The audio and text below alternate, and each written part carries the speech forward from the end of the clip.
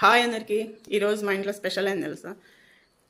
ఎల్లిపాయ కారం అంటే తెల్లగడ్డ కారము, ఆయిల్, ఉప్పు, కారము, మళ్ళీ కొంచెం పసుపు, తెల్లగడ్డలు కొట్టేసి పచ్చి పచ్చిగా అంటే మెత్తగా కాకుండా ముక్కలు ముక్కలు కట్ చేసే తొక్కేసి పప్పు గుత్తితో చేసిన.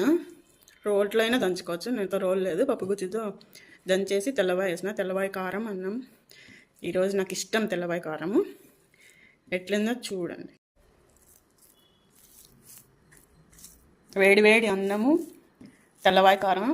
ఎప్పుడన్నా రోజు కూరలు, కాయగూరలు, ఆకుకూరలు తింటాం కదా, ఎప్పుడన్నా ఏం లేనప్పుడు లేదా నోటికి రుచిగా కావాలన్నప్పుడు ఇట్లా చేసుకొని తినండి, బాగుంటుంది. ఇప్పటి దోసకాయ ముక్క కూడా తినండి, కడుపు మండకుండా ఉంటుంది. బాయ్.